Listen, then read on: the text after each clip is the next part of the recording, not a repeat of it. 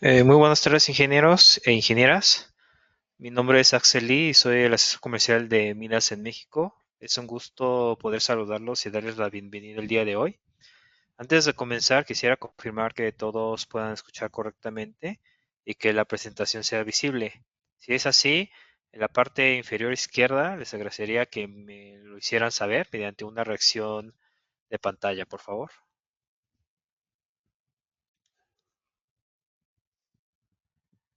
Listo.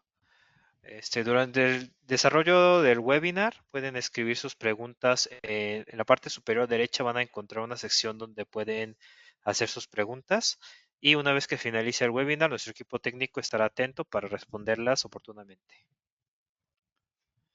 El día de hoy nos reunimos en nuestro webinar titulado Interacción real y estructura en puentes ferroviarios, análisis y aplicación práctica.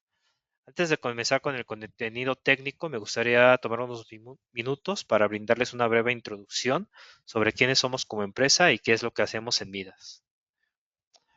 Nuestra empresa nace en 1989 como una área de desarrollo de POSCO, una de las siderúrgicas más grandes del mundo.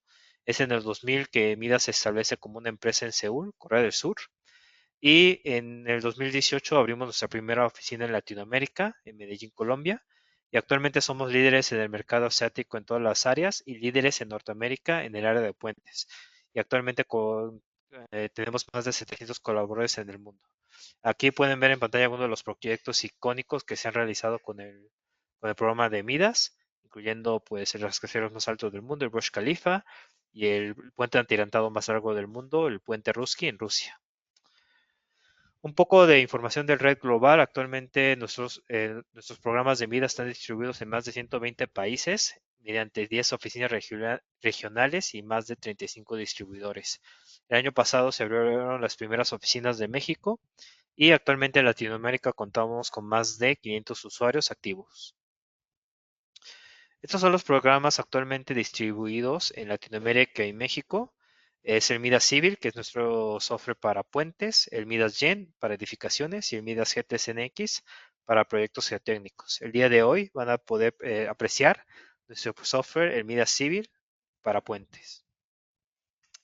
Queríamos mostrar algunos de los proyectos icónicos de puentes o ferrovías que tenemos pues a lo largo de Latinoamérica. En esta ocasión sería para México y para Perú. Tenemos proyectos icónicos como es el Tram Observatorio en la Ciudad de México. Este fue realizado con el programa de Mida Civil. Tenemos proyectos como el tramo 3 del Tren Toluca en Ciudad de México y la T1PE Tren Maya. También tenemos proyectos icónicos como el puente Cuauhtémoc. Y en Perú tenemos un puente que se llama Puente Chupurú, que también fue realizado con nuestro programa el Mida Civil. Actualmente contamos con varios convenios con universidades, incluyendo, por ejemplo, para México, el Tecnológico de Monterrey, la Universidad Autónoma de Baja California, la UNAM, la UAM, y entre muchos otros. Algunos de los usuarios de Mida Civil que tenemos en Latinoamérica, de los más grandes, sería pues CENER, Grupo TIPSA, Sistra, Grupo Muratori, Arcadis, Enesil, entre muchas otras empresas que actualmente usan nuestras soluciones para poder realizar sus proyectos que tienen actualmente. El día de hoy queríamos presentarles nuestro ponente, el ingeniero Alexander Hernández. El ingeniero Alexander es ingeniero civil por la Universidad Industrial de Santander en Colombia, maestro en ingeniería civil con énfasis en dinámica estructural de la Universidad Industrial de Santander y cuenta con más de 6 años de experiencia en modelamiento numérico de puentes para proyectos de diseño y monitoreo de salud estructural. Últimamente queremos dejarles un poco de información de los asesores que tenemos para el país de México y Perú.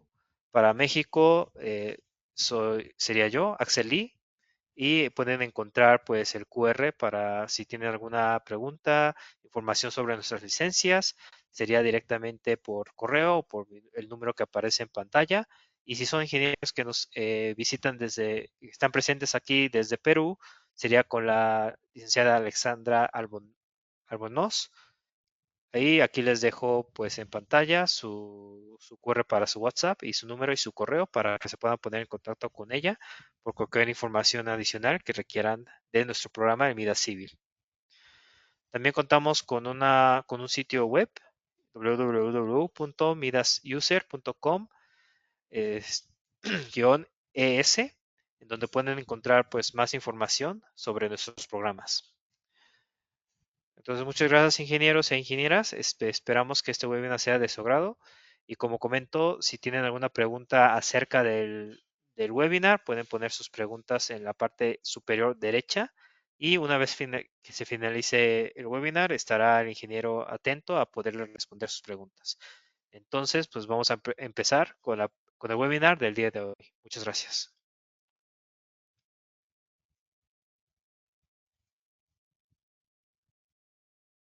Muchas gracias por la presentación. Ahora daremos inicio al webinar que estará centrado en la interacción real-estructura en puentes ferroviarios. Analizaremos unos puntos importantes como lo es la aplicación de la carga de temperatura, cargas de aceleración y frenado, la incidencia ante los diferentes vanos que se pueden tener en las configuraciones estructurales de los puentes ferroviarios para llegar a analizar cómo estos parámetros inciden en esos parámetros de verificación del cumplimiento de la normativa UCI UIC 774 pensada para verificar el comportamiento del riel ante este tipo de cargas.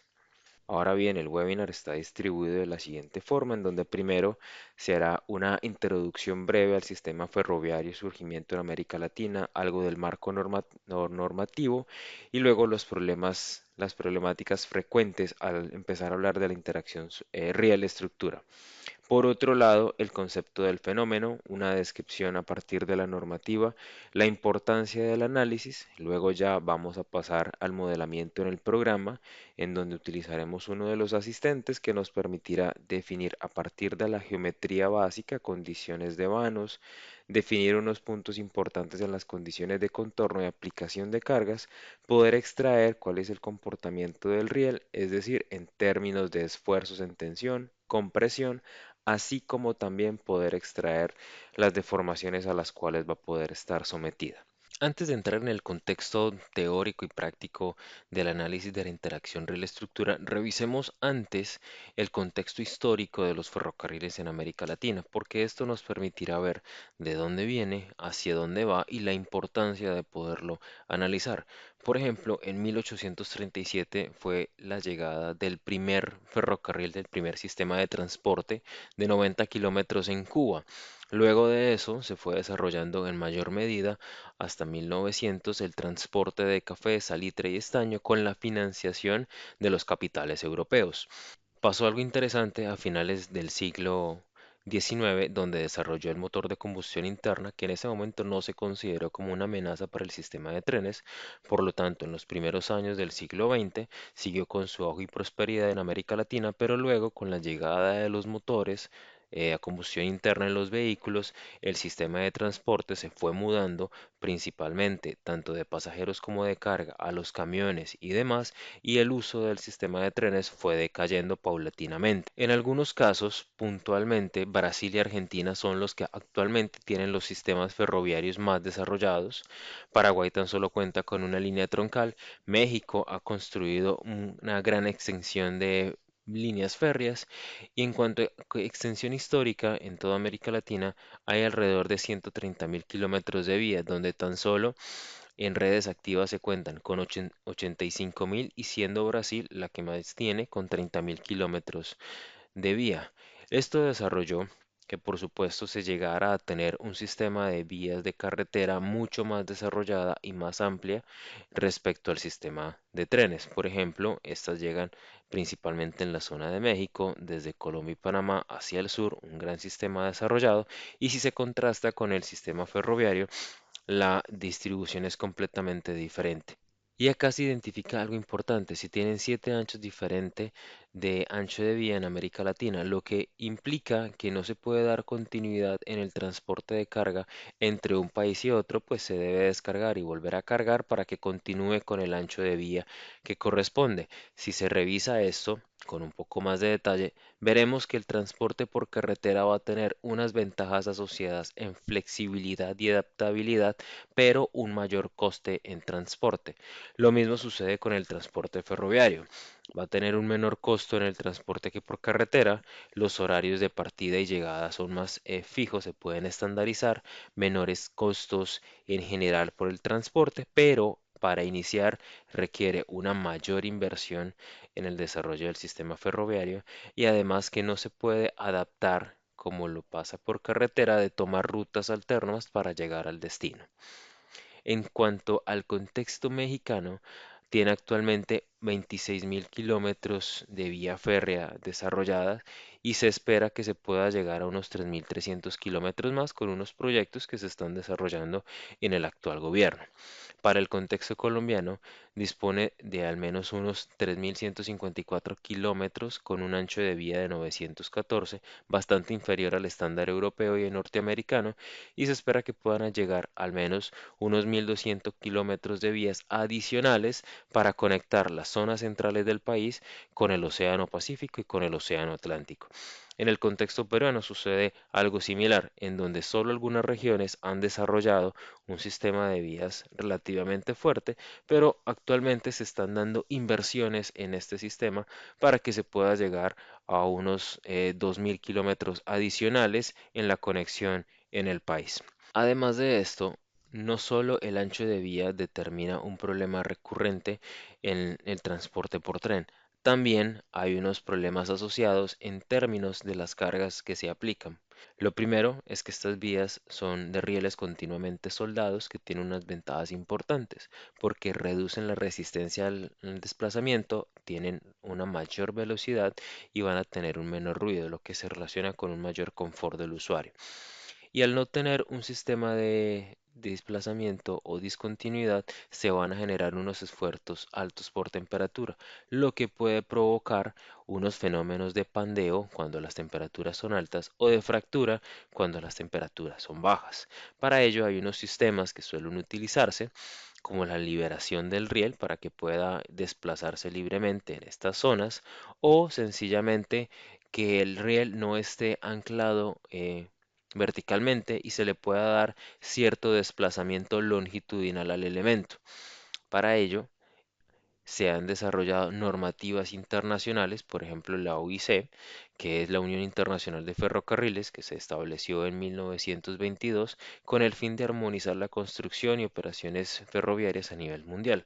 Y hay un documento bastante importante que es el UIC 774 que controla, determina o estandariza ciertos procedimientos y verificaciones para analizar la interacción riel-estructura.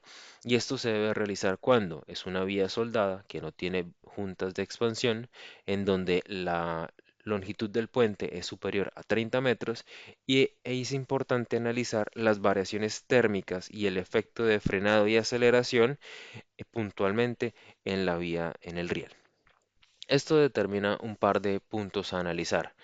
Por ejemplo, la transferencia de cargas térmicas, de tracción y de frenado, así como de las cargas verticales, y establece unos criterios mínimos de aplicación, que se aplique cuando la vía es más superior a 30 metros, la carga del tablero esté alrededor de los 35 grados centígrados, unos desplazamientos longitudinales admisibles entre el riel y la estructura de 4 milímetros, y que no se superen unos esfuerzos tensión-compresión entre 72 megapascales. En términos de la temperatura, cuando se está trabajando con rieles soldados, se suelen dejar zonas de alivio, zonas de liberación cada 150 metros para que se puedan dar esas dilataciones permitiendo un desplazamiento de unos 50 milímetros. Y esas longitudes de expansión es importante como la trata el documento, pues lo establece que va de apoyo fijo a apoyo fijo. Aquellos apoyos de tipo rodadura no son tenidos en cuenta, por lo tanto, tiende a analizarse entre apoyos fijos, como sucede en este caso, que lo establece la longitud de expansión entre estos dos apoyos fijos y aunque aquí dispone de dos apoyos en los extremos, está considerando que este apoyo principal es la zona crítica para analizar los centros térmicos de expansión. Cuando se está hablando del anclaje entre el riel, la estructura y los elementos intermedios, hay que tener en cuenta o modelarlo como si fuesen una especie de muelles o de resortes, en donde se analiza la resistencia del riel al desplazamiento relativo en la viga traviesa, en el elemento transversal, o cuando se analiza la resistencia de traviesa riel hacia el tablero. Para ello se establecen unos criterios que permiten ejemplificar y resumir de la siguiente forma. Cuando el dispositivo no está cargado, cuando no hay tren que se esté aplicando, se asume que va a tener una rigidez bilineal de unos 20 kN con un desplazamiento longitudinal máximo de 2 milímetros. Cuando ya el carril está cargado, se habla de que tendría una rigidez de 60 kN que incluso podría reducirse hasta 40 kN.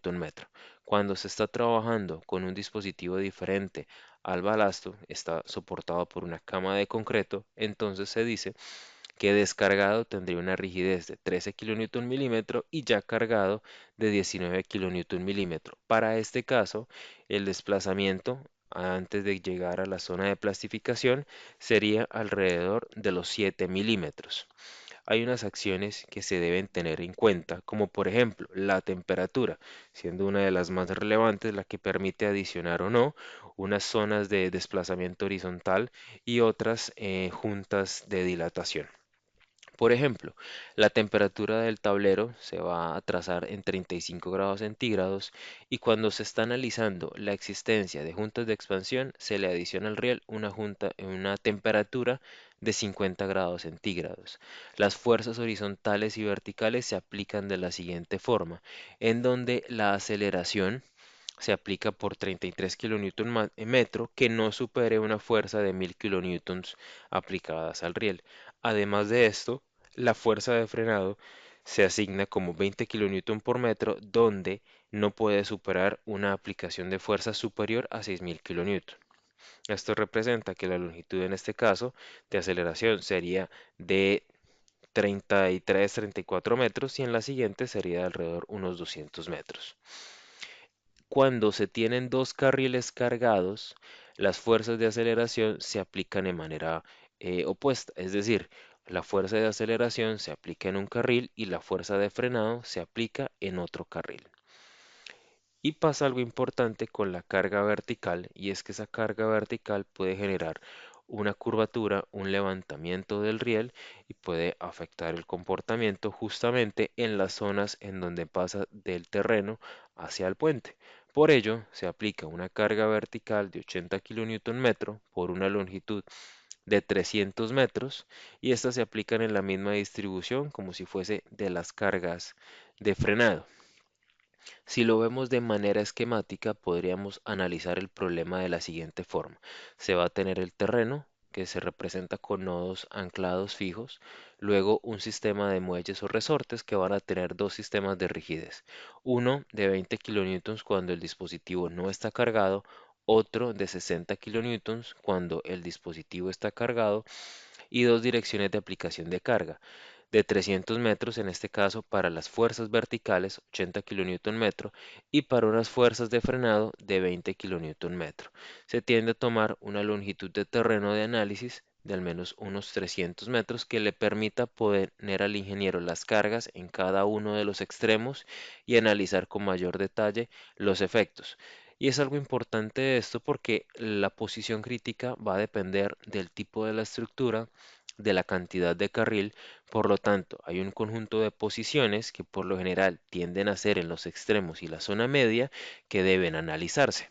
Sumado a esto, el comportamiento tiende a ser diferente cuando dos carriles están cargados. De por sí, la normativa UIC recomienda lo siguiente, que las fuerzas de aceleración y de frenado se apliquen en conjunto con las fuerzas verticales. Eso es importante.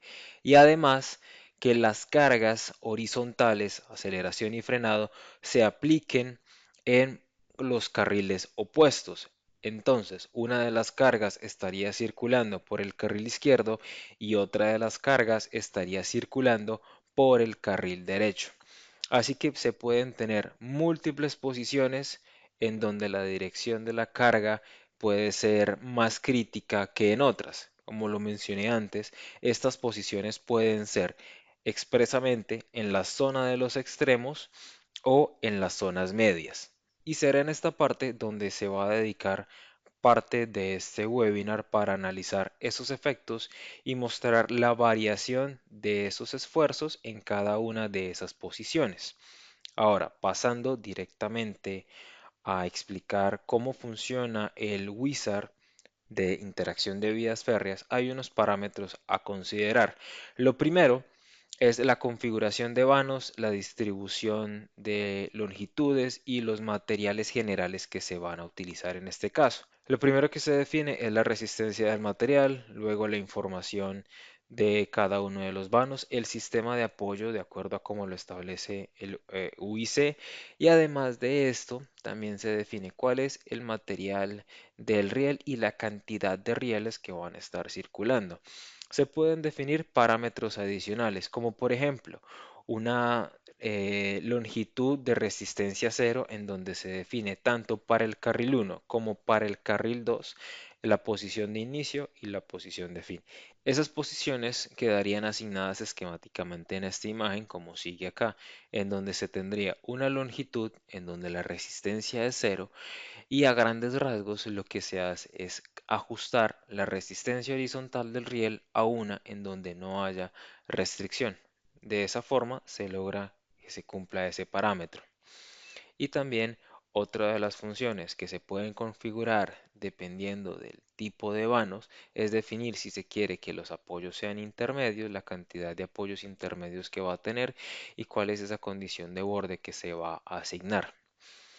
Dentro de los parámetros adicionales también está la función de Rail Expansion Join, que permite separar, que se tengan dos elementos que estén completamente separados con nodos independientes, y se define una posición en donde ahí el elemento va a estar separado.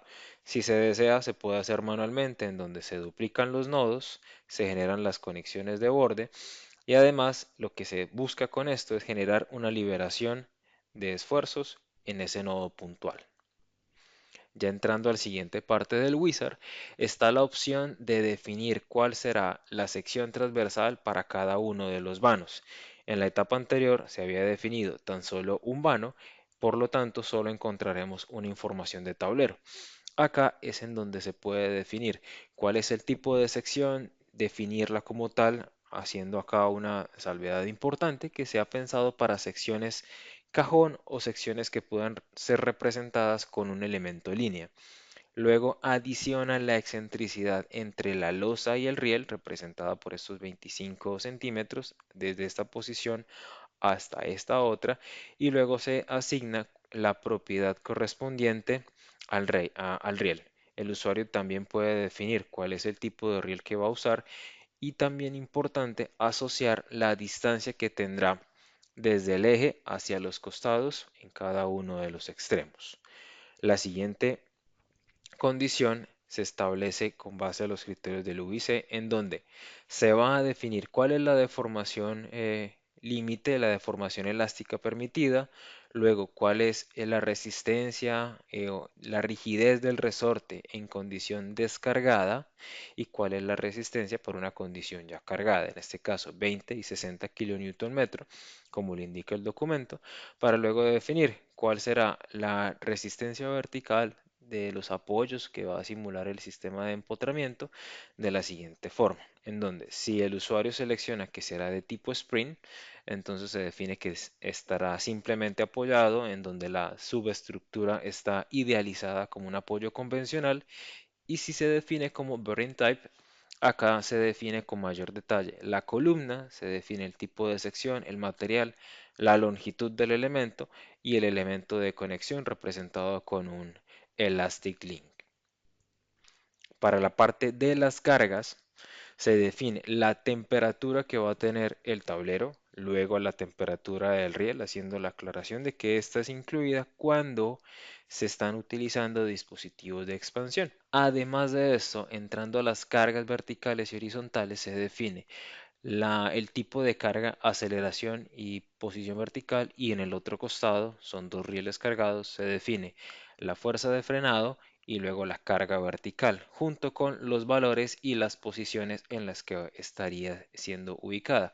Esta, en este caso, se está ubicando a los 300 metros a los 330, es decir, em, se ubicaría a partir de esta coordenada 30 metros a la derecha, y la carga vertical se aplica de 80 kilonewtons ubicándola desde 300 metros hacia otros 300 metros entrando hasta este punto. Lo mismo sucede con la carga de frenado. Se aplica de los 300 a los 600 metros en aplicándose en estas configuraciones como lo muestra la imagen, en donde la carga de aceleración tiene una menor longitud de aplicación, y la de longitud vertical, la carga vertical y de frenado tiene la misma longitud de aplicación. Dado que la carga se está desplazando por el puente, el tren se está moviendo, se pueden generar un conjunto de transiciones o de posiciones diversas en donde la carga se traslada cada X metros, cada Y veces a lo largo del tablero. ¿Qué es lo que sucede acá? Se define cuál es el incremento y la cantidad de incrementos que va a tener la carga, es decir, la cantidad de movimientos, y cuál es el paso, el desplazamiento o el delta de distancia para que esos parámetros se desplacen. Y hemos llegado a la última ventana del wizard, que va a permitir definir la cantidad de elementos o la grilla de elementos para poder generar las cargas y demás. De por sí el documento recomienda que se tenga una separación de elementos de máximo 2 metros. En este caso se ha definido que será de 1, y luego entrar a las verificaciones que se pueden hacer bajo dos tipos de análisis. Uno es el análisis simplificado separado, en donde se generan múltiples modelos para analizar por aparte, de manera independiente, las componentes de desplazamiento por aceleración y frenado, las componentes de rotación para cargas verticales, y también los componentes relacionados a las cargas, esfuerzos axiales por la temperatura. De esta forma se van a tener todos esos resultados de manera separada y luego se suman. Cuando se está haciendo el análisis completo, se ejecuta un análisis de etapas constructivas, en donde primero se aplica la carga de temperatura y luego las cargas verticales. En ese caso se van a tener unos casos para las cargas horizontales y otro más detallado pues para las cargas verticales, ya sea aceleración o frenado. Cuando se está trabajando con el modelo de los análisis separados, se tiende a sobreestimar los esfuerzos debido a que se empiezan a sumar unos tras otros sin que se tenga en cuenta que hay unas cargas que ya se aplicaron de antes. Y en ciertas ocasiones, para el análisis completo, cuando se trabaja con las etapas constructivas, algunos efectos tienden a subestimarse. Y eso se explica de la siguiente manera. Primero, cuando se está trabajando con las cargas de temperatura, se llega a una rigidez, de la estructura, en donde se llega a un límite de resistencia antes de que el riel se cargue. Y es a partir de este punto en donde se empiezan a aplicar las demás cargas, en donde se empieza a cargar, y eso da cierta rigidez aparente adicional a la que tendría por la carga térmica. En resumen, dado que todas las cargas se aplican por aparte, la rigidez del riel no está teniendo en cuenta la deformación que ya ha tenido antes por temperatura. Es como si esa carga de temperatura no estuviese y se aplica una carga horizontal y vertical, se obtiene esta rigidez, y luego aparte se está calculando una rigidez propia para las cargas de temperatura, lo que genera que se tenga un incremento en los esfuerzos al sumar el aporte por temperatura y el aporte por cargas horizontales y verticales. Y cuando se está trabajando con un análisis completo, que es este caso, es en donde primero se va a tener un estado de deformaciones y de esfuerzos por las cargas de temperatura. Esos datos se conservan y se acumulan para que luego de este estado de deformación, donde ya tiene cierta rigidez el riel, donde ya se ha deformado y tiene unos esfuerzos internos, ahí se apliquen esas cargas adicionales horizontales y verticales. Esto sí daría una posición ya deformada, en donde se tiene en cuenta esos incrementos producto de la dilatación térmica. Por lo tanto, la rigidez cargada iniciaría a partir de este punto para los análisis separados y en términos de los análisis completos iniciarían a partir del punto cero, en donde se tiene en cuenta la deformación previa por temperatura y a partir de ese punto se suman los esfuerzos adicionales por aceleración, frenado o cargas verticales. Lo opuesto pasa acá, en donde se trabajan de manera independiente. Para analizar estos fenómenos, lo empezaremos a hacer con un modelo sencillo. En un puente de un único vano de sección cajón, en concreto, resistencia o propiedad del acero a 36 para los rieles, y analizaremos las siguientes situaciones. Los esfuerzos en el riel cuando no hay temperatura asociada en este elemento, cuando se adiciona la carga de temperatura al riel y también a la estructura como tal, a la viga del puente, o ya cuando se empiezan a adicionar dispositivos de expansión.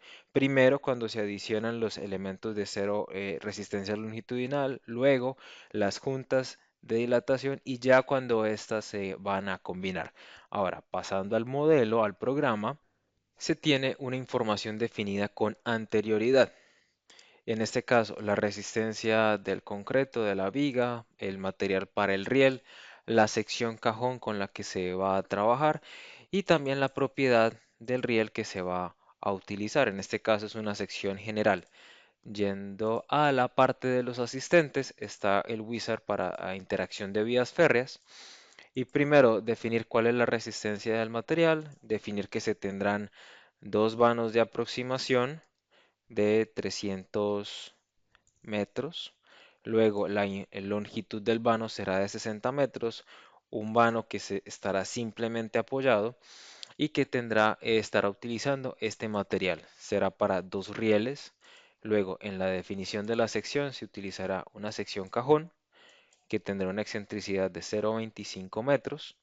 Se estará trabajando con la siguiente propiedad y de por sí, ya que no está dentro de la base de datos, se puede seleccionar y luego dar clic en el botón de adicionar. Y definir las distancias, la excentricidad al eje de cada uno de los rieles. En este caso será de 2,5 metros. Luego ajustar las condiciones de borde, teniendo en cuenta que se va a utilizar una cama de balasto 0,02 metros de formación plástica, en este caso lineal. Luego 20 kilonewtons de resistencia antes de estar cargado, 20 kilonewton metro de rigidez y luego 60 kilonewton metro de rigidez cuando ya está cargado. Una resistencia de 60.000 kilonewton metro para conectar hacia el resorte, hacia la subestructura. Y las cargas en este caso se aplican de la siguiente manera. Una carga de temperatura de 35 grados centígrados y primero una carga de aceleración, carga vertical, carga de frenado y carga vertical en este caso. La carga de aceleración es de 33 kN que se va a aplicar a partir de los 300 metros hasta los 330 metros. Luego carga vertical de 80 kN aplicada desde los 30 metros hasta los 330 metros en el otro sentido. Acá indica cuál es la longitud que se está cargando.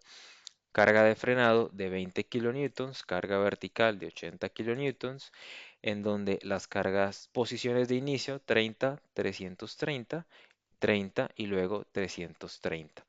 Para esta situación, supongamos tres movimientos de la carga con incrementos de 10 metros cada uno, definiendo el asistente que ajustando unidades, en este caso en metros, a elementos de un ancho de 1 metro de longitud y activando las siguientes funciones para que se calculen los desplazamientos horizontales, verticales y rotacionales y también los análisis por temperatura.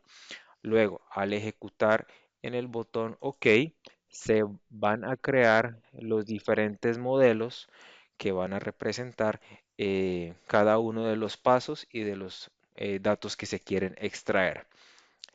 Por ejemplo, los primeros tres modelos que tienen el nombre de DISMOB hace referencia a que se están analizando el desplazamiento horizontal en cada uno de los movimientos de la carga definidos, Luego se analiza la rotación en donde se tiene en cuenta la carga vertical aplicada para esos desplazamientos definidos y luego se analizan los, las cargas térmicas, en este caso cuando se está trabajando con expansion joint.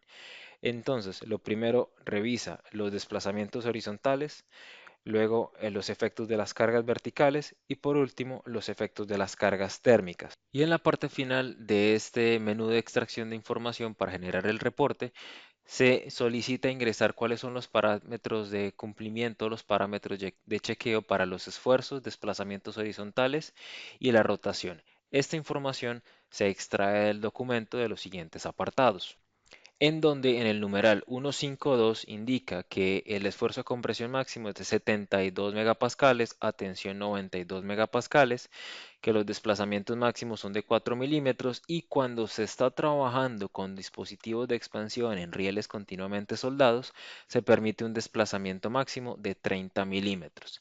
Para la parte de la rotación del riel, en este caso permite 8 milímetros en unos casos anteriores analizados. Ahora, pasando a revisar el reporte obtenido para los modelos desarrollados, vemos lo siguiente. En el documento de Excel se van a mostrar los esfuerzos axiales por cargas de temperatura, por cargas de aceleración y de frenado, así como también por esfuerzos de flexión, producto de las cargas verticales. Luego se hará una sumatoria de todos estos esfuerzos hasta llegar a revisar los esfuerzos en tensión máximos y los esfuerzos a compresión máximos. Luego el programa va a reportar esas deformaciones que se tiene y las va a comparar respecto al valor que se definió como un criterio máximo. Va a revisar los desplazamientos horizontales, luego las deformaciones relativas entre el riel por cargas de frenado y de tracción, así como también para el riel 1, riel 2 y luego los desplazamientos rotacionales por las cargas verticales. Esta información va a estar resumida para representar cada una de las subtablas con las que se calcula toda la información, porque el programa como tal, para cada uno de los elementos, casos de carga y parte, ya sea por I o J, extrae esos valores de carga axial para luego representarlo en estas tablas. Lo va a hacer para las cargas de temperatura, frenado y cargas verticales. Centrándonos en las variaciones o en las gráficas iniciales, vemos que los valores máximos por tensión y compresión llegan a los 21 megapascales. Luego por tracción se adiciona un poco más y lo mismo sucede para las cargas por flexión vertical. Estos son esfuerzos axiales como tal. De esta forma se llegaría a esa sumatoria de valores. Y lo interesante es notar acá que los esfuerzos máximos de temperatura se presentan en las zonas de los extremos, en esa zona de transición, también en la zona media, puntualmente en este caso zona media y zona de los extremos, donde sus esfuerzos tienden a ser máximos. Y esto nos lleva a analizar la situación en donde las cargas de temperatura ya se tenga en cuenta esa carga adicionada al riel como tal. Y es la siguiente situación a analizar, en donde la única diferencia respecto al modelamiento realizado en el Wizard que acabamos de ver es que se adicionó una carga de temperatura de 50 grados centígrados y pasamos de este estado de esfuerzos en donde únicamente estaban las cargas de temperatura en el tablero y era el riel el que estaba tomando parte de esas deformaciones propias por dilatación del tablero, y ahora pasamos unos esfuerzos mucho mayores, en donde parte de más de 100 megapascales de esfuerzo, pero se tienen unas zonas de concentración de esfuerzo que están principalmente centrados en la zona media, en donde hay un cambio, una disminución del esfuerzo, para luego pasar a unos esfuerzos máximos saliendo del vano. Esto sucede cuando se está trabajando con las cargas de temperatura. Hay un incremento en los esfuerzos, unas zonas de máximos y mínimos. Cuando se está trabajando con los dispositivos de expansión, aparecen unas siguientes indicaciones y recomendaciones de acuerdo al documento, en donde indica que en lo preferible, en lo más posible, evitar el uso de estos dispositivos, ya sea por términos del mantenimiento de la locomotora o demás otras implicaciones relacionadas con tener unos dispositivos que puedan o desgastar el riel o a su vez desgastar el dispositivo de rodadura del tren. Y además de esto establece que una longitud máxima permitida para los puentes en concreto sería en este caso de unos 90 metros. Siendo así, se estableció la siguiente forma o la siguiente manera de simularlo en el asistente, activando en la ventana inicial la función de additional check y definiendo unas distancias que siguen de esta forma: 300 metros y 400 metros para el carril inicial, y luego para el carril número 2 una distancia de 360 y 460. Recordando entonces que esa resistencia horizontal al desplazamiento en esa zona de cero resistencia se cambia de esta curva de rigidez a una gráfica completamente plana.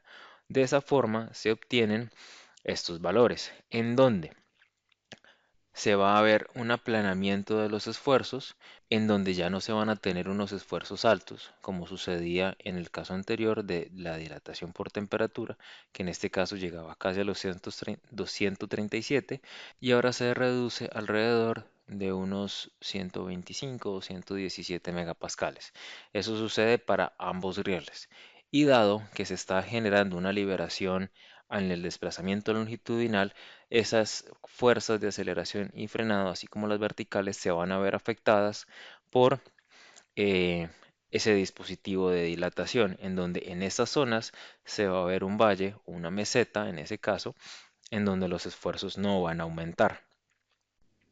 Al comparar los esfuerzos totales por temperatura, frenado y también por cargas de aceleración y verticales, si se compara sin el dispositivo de dilatación o de expansión y con el dispositivo ya instalado, se verá una reducción fuerte en este pico principal de esfuerzos saliendo del puente, en donde se disminuye de 176 aproximadamente megapascales a menos de 150 en la zona a tensión.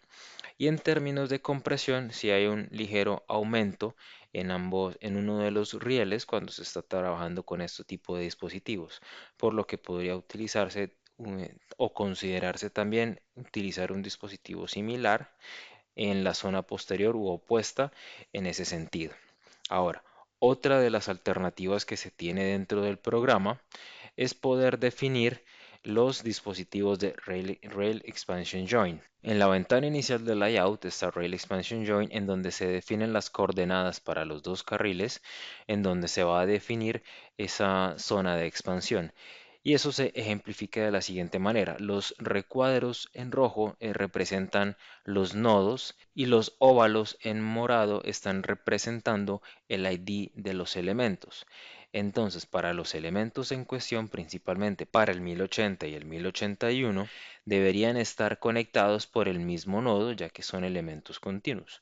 Pero para generar esa desconexión se genera un nodo en la misma coordenada y otro nodo en la coordenada igual, para que se conecten a diferentes nodos. Por lo tanto, este elemento como tal estaría enteramente desconectado del siguiente. Y lo que se obtendría en términos de los esfuerzos por temperatura es que en esas zonas en donde se definió que estaría un elemento de expansión, los esfuerzos son cero, como sucede en este caso. Para el carril 1 se definió en el centro del vano y luego para el carril 2 se definió en el extremo. Por ello, vemos acá que los esfuerzos se han desplazado 30 metros respecto a la posición inicial. De esta forma, los esfuerzos no superan los que ya se tenían antes a los esfuerzos por temperatura sin algún tipo de dispositivo de expansión. Y en este caso, los esfuerzos obtenidos por cargas de aceleración y frenado o las cargas verticales no se verían afectados, como sucede con los dispositivos de cero longitudinal resistance, respecto a las cargas de temperatura. En este caso permanecerían invariables.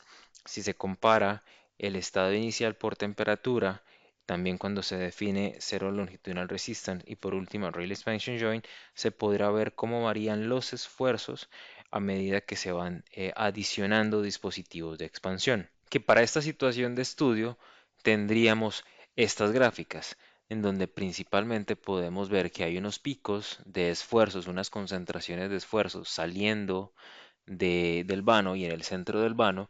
Luego, cuando se adiciona el dispositivo de cero restricción longitudinal, entonces hay un aplanamiento de esos esfuerzos, y cuando se adiciona un elemento que libera, que separa o que genera una expansión que permite la libre expansión del riel, entonces ahí ya no se tendrían esos esfuerzos altos por temperatura, sino que tienden a disminuir y a decrecer.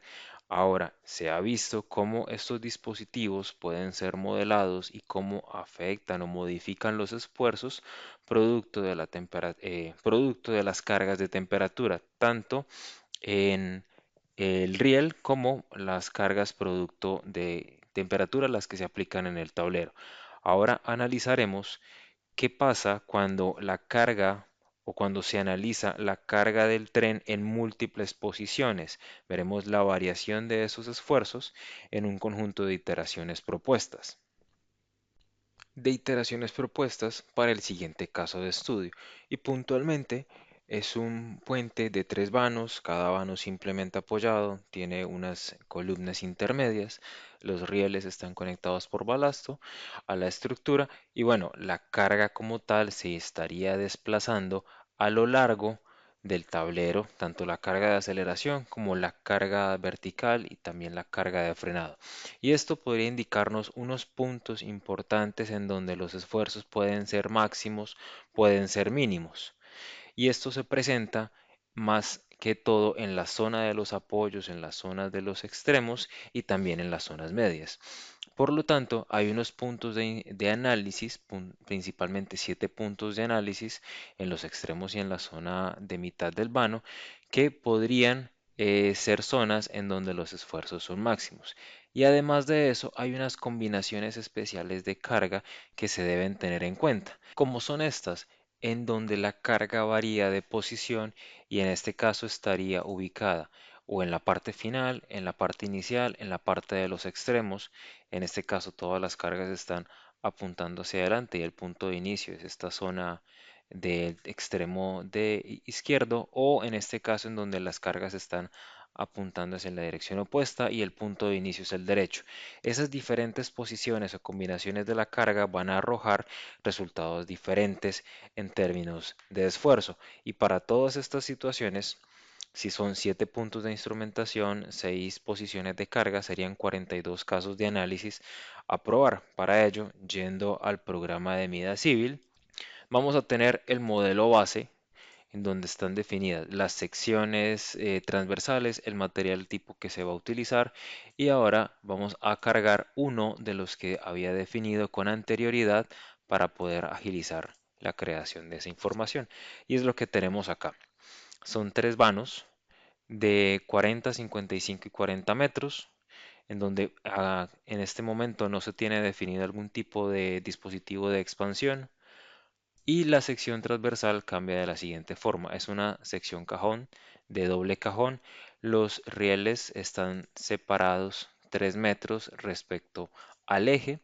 Las condiciones de borde siguen siendo las mismas en términos de la rigidez del balasto, y se adiciona o en las pilas intermedias con la propiedad de una columna rectangular, una resistencia de concreto fija y la altura de los elementos. Estos elementos estarán fijos a la subestructura, a la cimentación o a los nodos de arranque. Las cargas, esta es la parte diferente también en donde se está analizando la posición de estos respecto al valor absoluto en términos de distancia. En ese caso, el punto A de aceleración iniciaría de los 300 metros, de 270 a 300 metros. Luego la carga vertical se estaría aplicando en esta posición de frenado, y las cargas de aceleración y de cargas verticales estarían puestas en la posición opuesta. Además de esto, se considera que como el tren se puede desplazar, hay 13 desplazamientos, cada uno de 10 metros, y que los resultados se van a analizar de manera separada e independiente para extraer desplazamientos longitudinales, análisis verticales y también esfuerzos de temperatura. Ahora, al ejecutar el asistente se van a generar todos los modelos para poder procesarlos y analizarlos por aparte. Luego de que se han generado los modelos y se va a extraer el reporte, veremos cada uno de los modelos desarrollados para los 13 movimientos, para los análisis por desplazamiento y luego para los análisis para rotación, para cargas verticales principalmente. Ahora, esta información ya ha sido procesada para los 42 casos y lo vamos a ver a continuación, en donde gráficamente se puede ver los esfuerzos por tensión y los esfuerzos por compresión, así como el límite máximo para los esfuerzos de compresión, donde solo hay una de estas posiciones en donde se supera en al menos 2 megapascales el esfuerzo máximo. Y la situación se presenta de la siguiente forma. Si estos son los 7 puntos instrumentados, las posiciones más críticas se tienen cuando se está trabajando con la combinación de carga 3 y 4, que se representan de la siguiente manera. Los habíamos visto en la presentación anterior y corresponden a estas posiciones cuando las cargas están ubicadas así como se muestra en esta imagen o como están representadas en esta otra. Estas dos posiciones de carga son las que más solicitan por esfuerzos, tanto por tensión como por compresión, al, a la estructura o a la interacción riel-estructura, al riel puntualmente. Y bueno, de cierta forma, los esfuerzos tienden a ser un poco mayores en la zona de los extremos, en los vanos de acceso, principalmente, tanto por izquierda como por derecha. Ya en las zonas medias los valores tienden a disminuir. Entonces, se identifica que los esfuerzos son mayores cuando se están analizando puntualmente los extremos, los vanos de acceso en el puente, así como también unos casos de carga en donde los esfuerzos tienden a ser máximos y en otros casos tienden a ser mínimos. Y esto lo obtuvimos utilizando el análisis simplificado en donde todos los resultados de cargas se analizan de manera independiente y luego son sumados. Ahora veremos el comportamiento de esto para un caso puntual cuando se está realizando el análisis completo. Ahora, para configurar el análisis completo, debemos dirigirnos a la opción de Wizard Option y en este caso seleccionar la opción de Complete Analysis y ya no estaría disponible el reporte detallado para cada una de estas verificaciones, ya que estas verificaciones solo se pueden obtener cuando se realiza el análisis por separado. Al ejecutar el análisis completo, se va a desarrollar un modelo o n modelos dependiendo de la cantidad de movimientos que se hayan definido en esta etapa, que van a tener etapas constructivas en donde primero se adiciona la carga por temperatura y luego se adicionan las cargas por aceleración y por frenado. ¿Qué es lo que sucede en esta etapa? Primero, al revisar la etapa en la que está esto descargado, veremos que solo están activos las cargas por temperatura, puntualmente en este caso para el tablero del puente no se está utilizando algún tipo de dispositivo de expansión y luego cuando se está trabajando con las cargas aplicadas es en donde aparecerán las cargas verticales y también aparecerán las cargas horizontales en este caso. Ahora, ejecutando este análisis de etapas constructivas, vamos a poder ver los resultados en cuestión. Dirigiéndonos a la opción de esfuerzos, diagramas de esfuerzos, seleccionando la etapa en donde está descargado y luego revisar los resultados para la sumatoria de todos estos valores. Luego seleccionar esta configuración de visualización y acá tendríamos unos esfuerzos antes de que se dé el caso del puente del tablero descargado. Esto es para los momentos como tal, para los esfuerzos por flexión. Ahora estos son los valores para la situación de los esfuerzos axiales, principalmente en el riel. Para ello voy a seleccionar únicamente este elemento para que se pueda ver únicamente esos valores. Ahora sí, estos serían los esfuerzos axiales por temperatura previo a la aplicación de las cargas. Y cuando se está trabajando con la parte de las cargas, esto tiende a cambiar considerablemente. En tanto que ahora solo podríamos ver los valores para cargas axiales y puntualmente en este caso se tiene un aumento de casi el 8% en el valor límite del esfuerzo a compresión.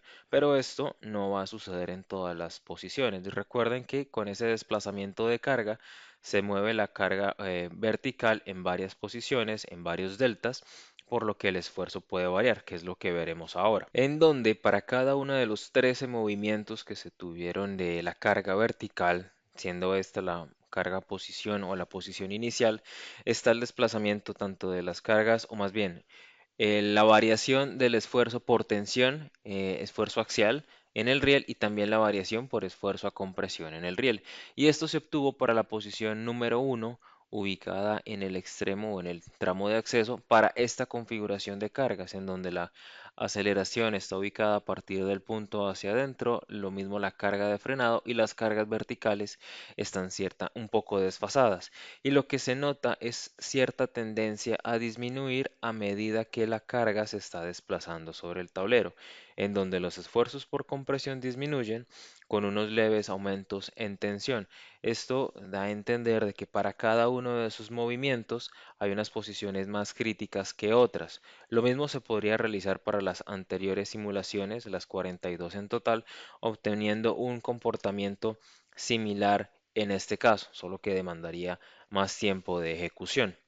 Ahora ya hemos podido analizar con mayor detalle el comportamiento ante el movimiento de las cargas del tren en cada una de las posiciones, puntualmente en estas 7 posiciones analizadas para estas diferentes combinaciones o permutaciones de la carga, en donde en ocasiones la carga está desfasada respecto a otras. Así se obtendrían que los esfuerzos pueden variar en función de la posición de la carga y de la posición del puente o de la estructura que se está analizando. Esto sucede cuando se está realizando o trabajando con un análisis simplificado. Y puntualmente para el caso que estábamos trabajando en la posición 1 en el punto 3, acá los esfuerzos tienden a ser tanto por tensión como por compresión relativamente mayores, hablando acá de 65 megapascales en tensión y casi 74 megapascales en compresión. Pero cuando se analiza el análisis completo por etapas constructivas, tiende a cambiar ese comportamiento, porque dependiendo de la zona que se esté trabajando, la posición de la carga, los esfuerzos pueden estar en el orden de los 55 megapascales, casos especiales superando eh, los 60 megapascales por tensión, y en la mayoría de los casos los esfuerzos por compresión tienden a ser menores a 60 megapascales para esta configuración de carga. Hasta el momento hemos hablado de la influencia y de los esfuerzos que se obtienen para cargas estáticas, pero no hemos tocado lo que pasa cuando se están trabajando con cargas móviles y cuando se está trabajando con un análisis dinámico. Para ello, vamos a realizar esas dos situaciones en donde se va a tener en cuenta una carga móvil que sigue siendo estática. La gran diferencia es que esta carga se irá desplazando por el tablero y se van a obtener unos momentos máximos mínimos, así como unas cargas axiales y fuerzas cortantes. En ese orden de ideas se va a trabajar en definir el carril de circulación que corresponda a la vía por la que va a circular el tren, luego el vehículo de carga definiendo cuál es la separación de ejes y la cantidad de ejes y ya definir o asignar esos vehículos al correspondiente carril. Y luego verificaremos el comportamiento ante el paso de un tren en donde se hará un análisis tiempo-historia lineal en donde se ejecutará un análisis que le permita al programa establecer para una velocidad de circulación los momentos y los axiales máximos en ese caso. Ahora, pasando al programa, tomaremos el puente que se ha trabajado a lo largo de la sesión y se definirán unos puntos importantes. Lo primero, ir a la parte de cargas, llegar a la ventana de las cargas móviles, seleccionar que se va a definir de acuerdo a Eurocódigo. En este caso, porque Eurocódigo establece unos vehículos tipo tren que son más sencillos de ingresar para este ejemplo de aplicación. Voy a definir una línea de tráfico, una línea 1 en donde se tenga un ancho de carril de 3 metros, en este caso la excentricidad es de 0, y la separación de las llantas es de 1.4, que no tenga en cuenta excentricidades y que se apliquen los elementos, las cargas a los elementos lane. Luego seleccionaré los nodos de los extremos para que se pueda aplicar la carga a lo largo de todo el carril. Luego doy clic en la ventana de aplicar, OK, para que eso quede guardado. Luego genero el siguiente carril repitiendo el proceso, en una línea L2, separación de llantas de 1.4, teniendo presente que esa es la separación de rieles de acuerdo al estándar. Luego seleccionando el extremo del carril y llegando hacia el otro costado de este. OK, se han definido los dos carriles. Se define ahora el vehículo de circulación en la función de addStandard, luego Real Traffic Load, seleccionando a cualquiera de estos. En este caso se trabajará con Load Model 71 sin mayores modificaciones, en tanto que lo importante aquí es revisar los esfuerzos ante los diferentes tipos de carga que van a llegar. Luego OK para que se genere el vehículo y luego crear el caso de carga. En la opción de adicionar, seleccionar que será para la parte de los trenes y ahora configurarlo de la siguiente manera. Darle clic en adicionar, definir que la cantidad mínima de carriles cargados es 1, la cantidad máxima 2 y luego seleccionar las dos líneas de tráfico para que circule por ese carril. OK y luego asignar el nombre de carga móvil del tren. Asignar OK y ha quedado definido la carga del tren circulando por esos elementos. Ahora se va a crear la carga dinámica y en este caso se hará un análisis tiempo-historia lineal definiendo un caso de carga. Se va a adicionar en donde se define TH del tren en la dirección 1. Luego será lineal por integración directa de una duración de 60 segundos, respetando estos incrementos y el intervalo. Que la carga inicie después de la aplicación de la carga del peso propio y configurando el amortiguamiento de la siguiente manera, en donde tenga en cuenta los modos principales en la dirección longitudinal y vertical para este análisis puntual 0.51 y el amortiguamiento al 1%. Definiendo y o aplicar, luego voy a crear otro caso similar y ahora sí, OK, ya que está solicitando ajustarlo a este caso de carga estático. Ya que está solicitando ajustarlo a este caso de carga estático. Ahora sí, se ha eliminado el error y ya ha quedado definido. La siguiente función es asignar las cargas del tren a los rieles por los cuales va a circular, que es con la función de TrainLoadGenerator y donde vamos a identificar los nodos de los extremos para cargarlos puntualmente desde esta posición hacia el último costado. Ha detectado las distancias y los nodos que se van a cargar. El nombre será TH del tren 1, asignando un vehículo de eurocódigo. Este vehículo en concreto circulando a una velocidad de 250 km por hora y dando clic en OK. Se han generado la cantidad de fuerzas que van a representar el paso del tren, así como también la asignación de esas cargas dinámicas en el correspondiente tiempo de aplicación, en donde se designa el caso global tiempo historia, luego la función de fuerza que está aplicando y cuál es el tiempo de llegada. Se repite el proceso para la siguiente carga, solo que en sentido opuesto, solo por términos prácticos, analizando cuando está circulando en la dirección opuesta, se carga. Luego se define el nombre de la ejecución para definir que será por eurocódigo H1 250 km por hora y dando clic en OK. De esta forma se crean esos dos casos de carga que van a tener las cargas aplicadas en el correspondiente tiempo y el caso de ejecución. Otros detalles importantes a configurar es que se realice la conversión del peso a masas para los análisis dinámicos, que se define un análisis dinámico para ejecutar el análisis tiempo-historia. Y luego lo que queda es ejecutarlo. Ya he realizado este paso en un modelo previo y revisaremos los resultados a partir de este.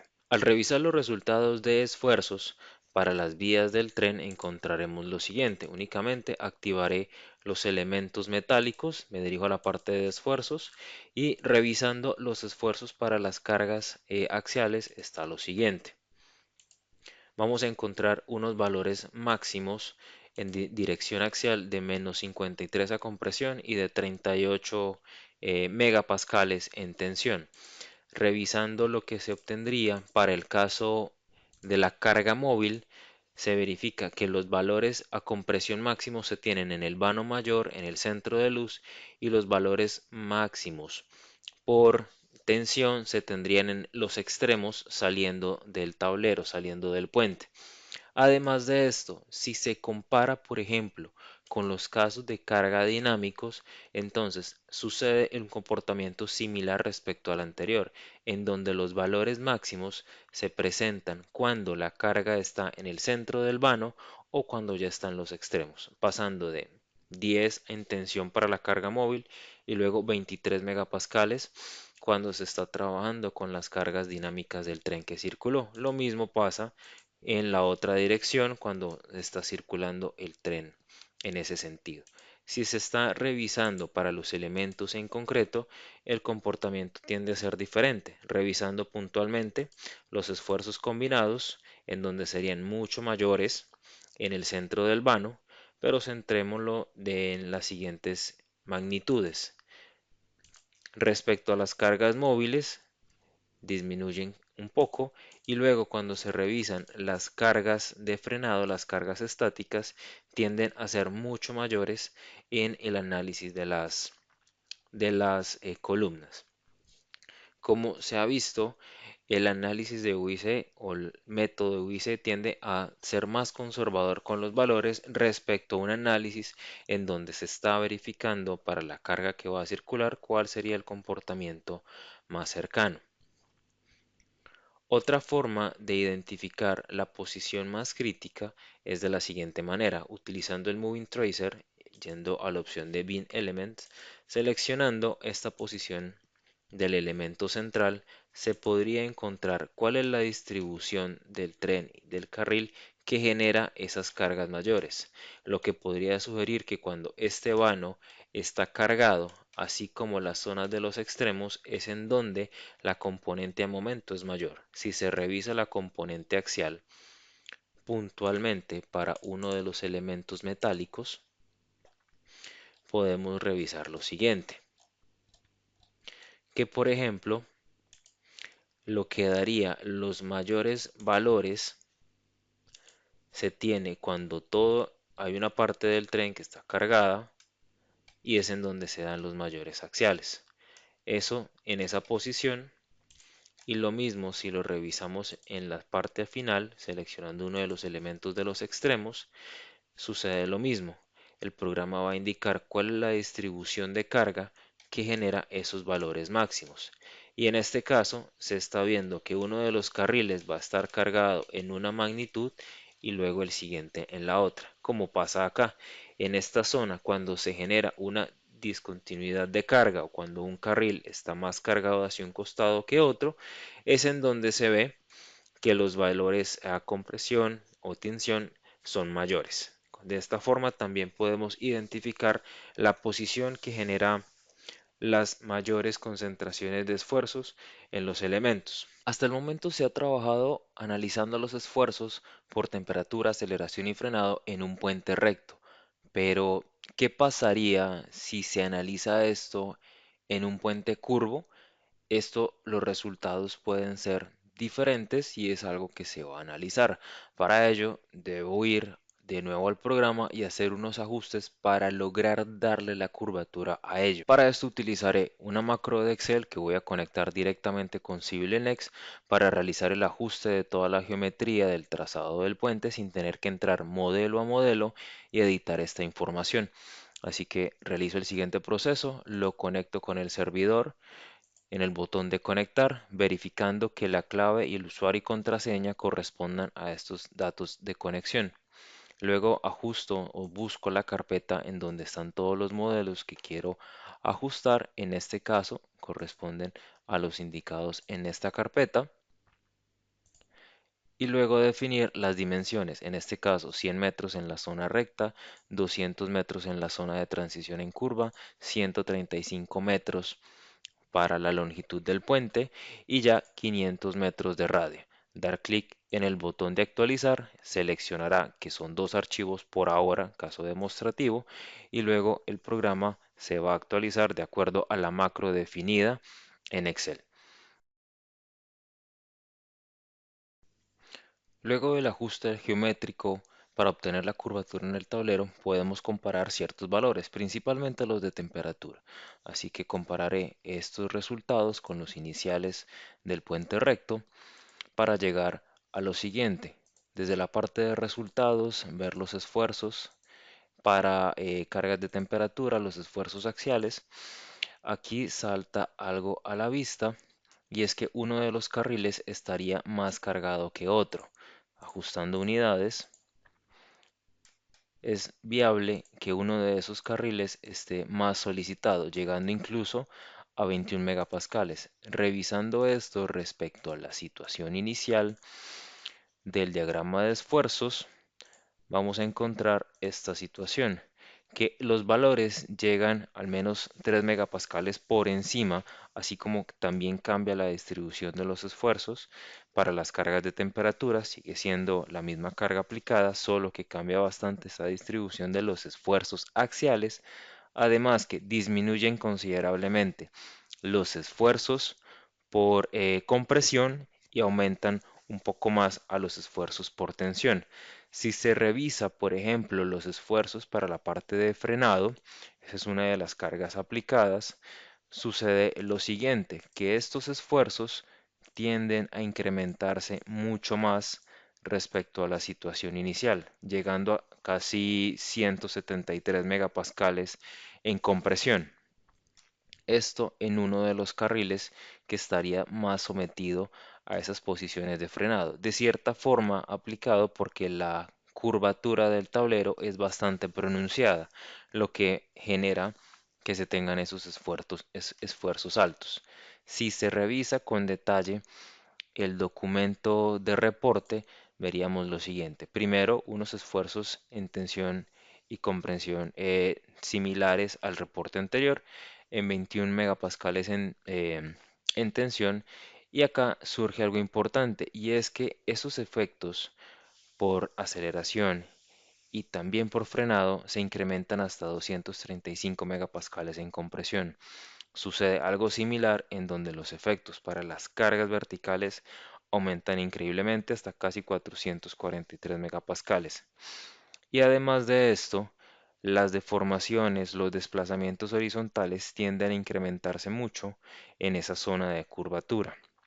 Pasa para el general en el riel número 1, en donde en este caso permanecerían bien, lo mismo en el riel número 2, pero ya luego la rotación sería un valor importante a considerar. Por lo que ya hemos visto cómo los cambios se generan entre un puente recto y ya cuando se considera una curvatura. Esas fuerzas de frenado tienden a incrementar más en los esfuerzos en uno de los carriles que en otro. Sucede lo mismo con las fuerzas de temperatura.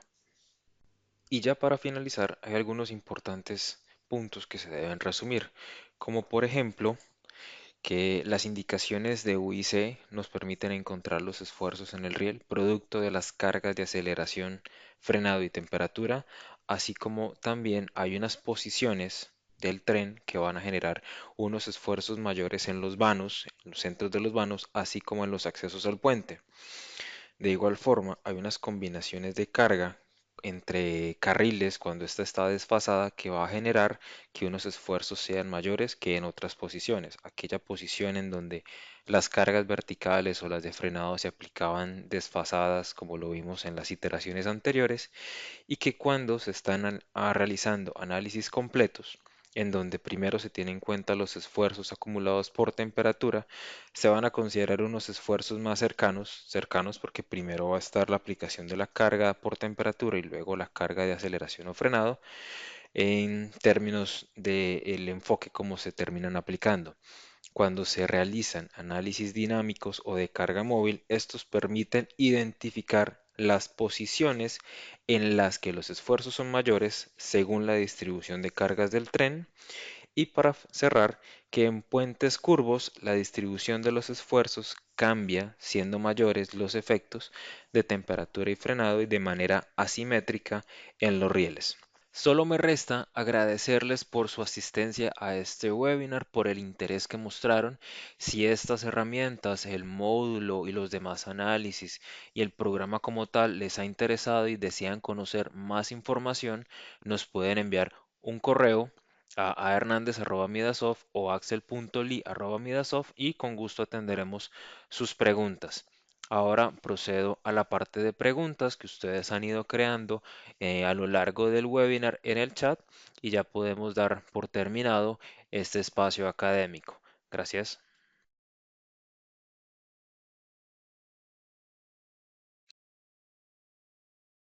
Bueno, hay dos preguntas que tenemos hasta el momento. Una de ellas es, ¿el software puede modelar vías de rodamiento curvas y considerar las componentes centrípetas? De manera indirecta se puede hacer utilizando la API en el programa, como lo vimos en el video, en la presentación. Y además de esto, centrípetas deberían adicionarse manualmente por el usuario. Esa configuración no estaría presente dentro de ese análisis con el asistente. Y otra de las preguntas que nos plantean es, ¿hay alguna recomendación de las deformaciones debidas a la carga viva en claros de puente tirantado para uso ferroviario para extrapolar si cumple o no? Es una pregunta muy interesante, pero en este caso tendría que consultarlo para poder tener un mayor detalle y certeza de la respuesta ante esta parte, porque involucra una tipología un poco especial, como los puentes atirantados y esos requerimientos más puntuales. Eh, por supuesto, permíteme, hay una pregunta que es, ¿cómo es el modelado de plintos de concreto armado? Bueno, creo que la expresión de plintos no la tengo tan presente, pero sí hace referencia a puentes de concreto armado. Se podría realizar con vigas de rectangulares en donde se definen etapas constructivas para revisar antes de la losa y luego posterior a la losa. Si quieres, podemos contactarte para explicar con mayor detalle cómo se haría ese proceso de modelamiento de los puentes armados. Sí, durante la, los próximos días se hará la publicación del video y ahí estaría también presente la presentación. También esto se puede enviar vía correo electrónico con esta información que nos acaban de compartir. Se les puede enviar. Otra de las preguntas, ¿se pueden colocar cargas uniformes? Es correcto, se pueden definir cargas uniformes en cualquier dirección, en cualquier otro de los apartados, pero bueno, ya dependerá de cuál es la necesidad de ubicar esa carga uniforme. Tal vez si se entrase un poco más en contexto, se podría analizar con mayor detalle. Y, por ejemplo, nos preguntan con respecto a las fallas por fatiga. Tendría que realizarse un análisis puntual del elemento, aparte del que se estaría trabajando acá. Esto fue algo que no se abordó en este webinar, que podría plantearse para una futura investigación. Una de las consultas dice, ¿tienen modelos que modelen la propagación de fracturas por fatiga? Puntualmente con este evento para este webinar no lo desarrollamos, no se desarrolló un análisis de ese tipo. También contamos con un programa especializado para ese tipo de análisis en donde se modela la fractura para poder analizar cómo va fallando el elemento en el tiempo. Podemos contactarte para darte más información del programa que disponemos, que es Midas FEA-NX, para poder brindar mayor detalle del alcance de ese programa. Permítame, es correcto. Una de las preguntas es, ¿ustedes tendrían algún curso donde se explique el diseño de un puente desde cero utilizando Midas? Es correcto, tenemos varios cursos que abordan el modelamiento de puentes de viga losa pretensada, posttensada, puentes segmentales. También se pueden encontrar videos relacionados para puentes por voladizos sucesivos, atirantados y también para la parte colgantes. Podemos compartirle esta información cuando envía correo electrónico. Y una de las preguntas es, ¿se pueden realizar modelos tiempo-historia con varios registros sísmicos?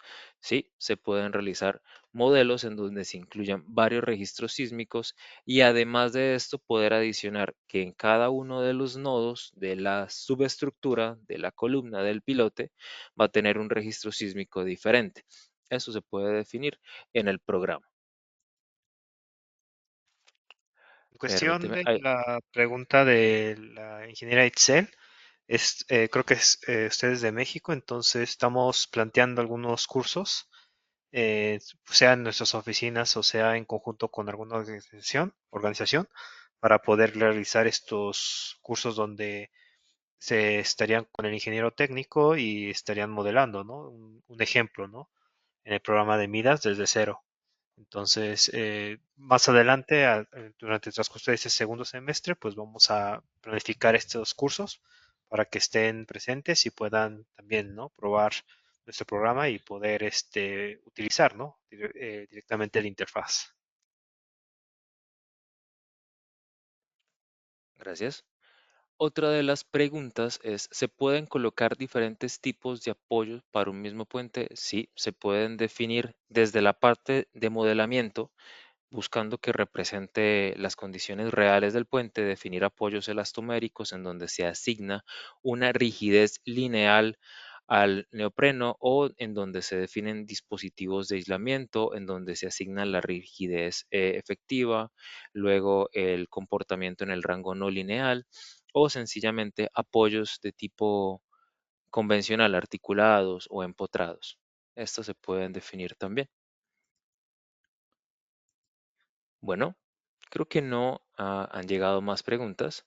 Aquellas a las que dejamos algunas partes abiertas las vamos a responder por correo electrónico y también compartir la información de modelos, también de programas, versiones de prueba, versiones académicas del mismo, para que ustedes puedan probarlo. No siendo más, Axel, si quieres complementar algo más, por favor. Sí, claro. Pues muchas gracias a todos los que estuvieron presentes el día de hoy durante nuestro webinar. Como comento, estamos planteando pues también hacer algunos entrenamientos, pues sean presenciales, sean híbridos, sean en línea, en donde pueden directamente pues conocer, ¿no? Directamente el programa y después de este webinar, pues varios de nuestros asesores comerciales pues se van a estar poniendo en contacto con ustedes para si es que requieren, ¿no? Alguna sesión donde podamos abarcar un poco, pues, en grandes rasgos, ¿no? Todo el panorama que cuenta nuestro programa de Midas Civil NX, también lo podemos, agendar. Como comentó el ingeniero Alexander, estos videos están pregrabados, entonces a los que entraron un poco tarde, pues en su correo van a poder encontrar el acceso a este video y pues esperamos, ¿no? Que les haya agradado este webinar y poderlos ver a todos ustedes de vuelta en un siguiente webinar que estamos planificando para este segundo semestre. Entonces, pues muchas gracias por su tiempo el día de hoy y esperamos poderlos verlos en un siguiente webinar. Muchísimas gracias, ingenieros.